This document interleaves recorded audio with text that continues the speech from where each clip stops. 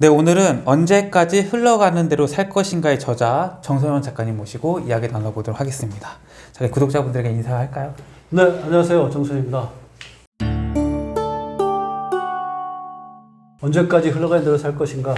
이거에 가장 확실한 대답은 퇴직 전까지인 것 같습니다. 그래서 퇴직 전까지 흘러가는 대로 살지 않도록 삶의 밀도를 좀 높일 수 있는 얘기들을 여러분들 이 자리에서 좀 같이 나눌 수 있게 그렇게 하겠습니다. 지금의 퇴직을 하시는 5060 세대에 대한 이해를 돕기 위해서 그분들이 어떤 삶을 살아왔는지를 한번 여쭤보고 싶은데, 콩나물 세대라고도 표현을 해주셨지만 5060 세대보다 좀 어린 층, 흔히 말하는 MZ 세대들은 그 5060 세대를 어떻게 바라보고 있느냐, 뭐 이런 것 같아요. 그냥 고도의 경제 성장기에 잘 태어나가지고 이른바 뭐 산업화 세대라고 하죠. 그래서 경제적 그 풍요와 그 과실을 누리면서 또 아파트에 잘 투자해서 그 부동산의 그 부상승을 충분히 누리고 또 고도의 경제 성장기다 보니까 뭐 예를 들면 이런 거죠. 롯데마트가 처음에 시작할 때는 1호점을 시작했을 거 아니에요. 근데 이분들이 대리 때 뭐 이분들이 올라가서 승진할 때 되면은 롯데마트 10호점, 20호점 열어가지고 그 지점장이 10명 쓰면 늘어나는 거잖아요. 그렇죠. 그럼 그렇게 자리를 하나하나 다 차지해서 경제적 부를 일구는 정말 어떻게 보면 굉장히 행운의 세대다. 이런 시선이 있긴 있거든요. 5060 세대 분의 입장에서는 어떤 삶을 어떻게 살아오신 거예요? 맞는 얘기예요. 사실 경제가 성장하는 시기에 그러니까 사람도 그렇고 경제도 그렇고 성장이 멈추면 그 안에 있는 것들은 다 죽어가는 거예요. 그러니까 성장이 멈추는 순간에 죽어가는 겁니다. 그래서 지금 2030 세대가 힘든 이유 우리들 때문이에요. 우리들이라는 무거운 짐덩어리가 있으니까 이 짐덩어리를 갖다 자기네들이 많은 힘으로는 감당하지 못하니까 힘든 거예요. 지금 저희 아들이 둘 있는데 하나는 도시공학과를 하고 하나는 간호학과를 나는 친구인데 큰애는 취직을 했는데 둘째는 4학년이니까 가장 큰 고민이 뭐냐면 취직이에요. 취직 자리가 없어요. 우리 때는 입사원서 웬만한 했으면 다 들어갔어요. 솔직하게. 다 들어갔어요. 오히려 모시고 왔어요. 근데 지금은 우리 아들 뭐 스펙 그렇게 나쁜 스펙이 아니에요. 토익도 950점 뭐 둘째는 이번에 930점 받았다고 얘기하더라고. 이 정도면 스펙이나 이런 것들이 헐컥 모자라자는데 취직을 걱정해야 되는 상황이에요. 이런 것들 때문에 우리 아들 세대들은 우리 세대를 갖다가 그렇게 바라볼 수 있는 건 당연해요. 근데 우리 세대도 여기까지 오는 과정에 풍요로운 혜택만 누린 건 아니에요.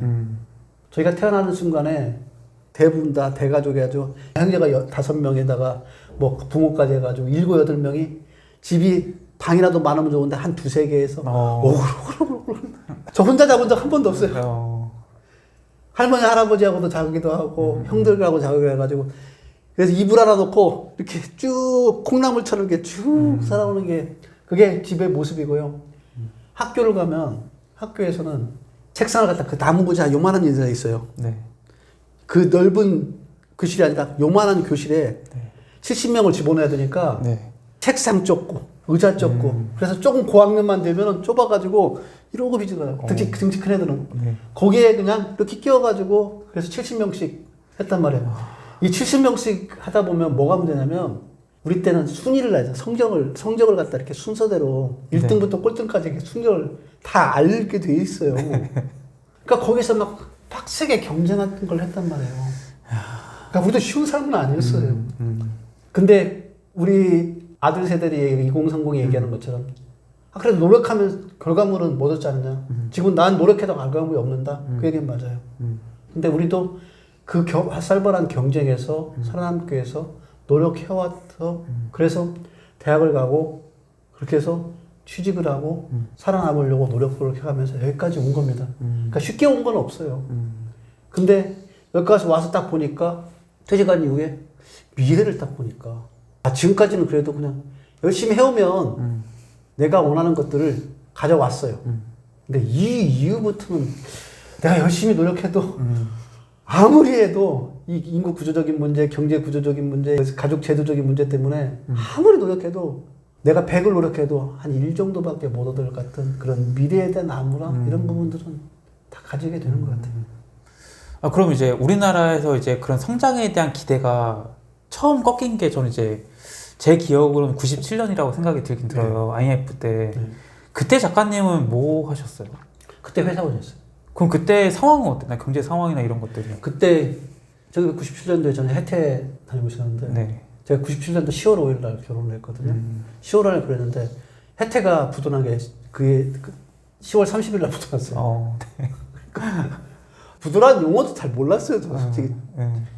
그때 직장 시작해가지고 한 4, 5년 정도 됐을 때니까 뭐 부도란 용어를 몰랐는데 어느 날 거래처 갔다가 이렇게 와서 주는데 파트너들이 네. 쭉 몰려왔더라고요. 네. 몰려가지고 부도 났다는데 우리 대금 어떻게 받아야 돼요?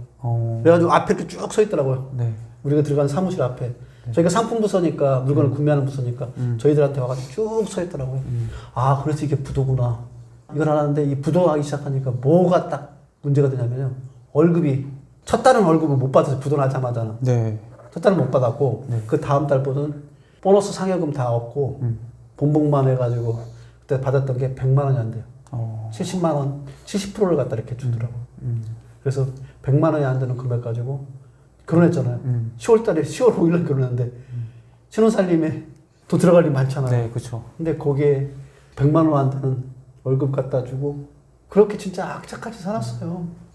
저희도 그때 뭐 당시에 그 심경이나 이런 거 아직도 뭐 생생하게 좀 기억나세요? 사실 그때 그렇게 힘들다는 생각은 안 했던 것 같아요. 그래요? 왜요? 힘들다 이런 생각보다 네. 그냥 하면 되지. 아. 그게 젊음의 힘이었던 것 같아요. 그게 근데 작가님 개인적인 거예요? 아니면 그 해태 전체 분위기가 다른 분들도 네. 그래 그러니까 이게 그런 것 같아요. 태풍 속에 있는 고요함 같은 그러니까 어떤 태풍 안에 있는 고요함 같아서 회사는 사실은 그렇게 요란스럽지 않았어요. 부도 난 이후에도 자기 각자 일을 계속 해나가지고 그래서 네. 법정 관리 들어가고 법정 관리 들어간 이후에 이제 그 처리 절차를 밟고 이렇게 네. 하는 과정들을 갖다가 해나가는 것들이 그냥 자연스러운 일상의 일처럼 하게 되더라고요. 그래서 저는 그때 하나 배운 게 세상에 아무리 경제 불황이 오고 무슨 일이 있더라도 네. 거기에서도 각자 일을 해나가야 되고 그 살아가는 군역들은 있다. 그런 생각을 합니다. 저도 부도난 회사에서 다녔기 때문에 힘들죠. 그러고 난 다음에 이제 롯데로 옮기면서 월급도 많이 올라가고 좀 빠르게 승진하고 그래서 생활의 기반을 갖다가 좀 빠르게 회복할 수 있었는데 사실 부도날 그때 당시는 엄청 힘들었어요.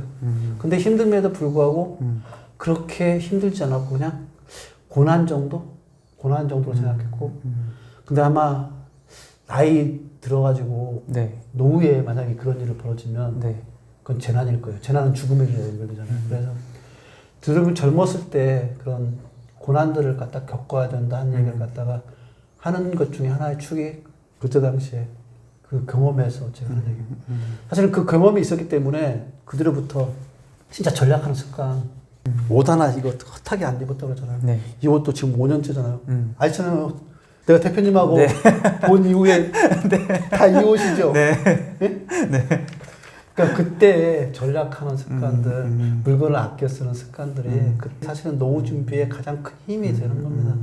그래서 젊은 친구들한테 2030 물론 저희들 같이 혜택을 못 누리고 일을 아무리 해도 자기 성과를 갖다 못 만들려는 이런 사회적인 구조라는 것들은 아까 인구 구조, 경제 구조에서 말씀드렸죠. 그런 구조라는 건 아마 아실 거예요. 근데 그럼에도 불구하고 차라리 젊었을 때 사실 제가 보기엔 이 구조가 네. 쭉 흘러간다 하더라도 그 산업혁명이 일어났던 것들이 획기적으로 나아질 거라고는 보지는 않습니다.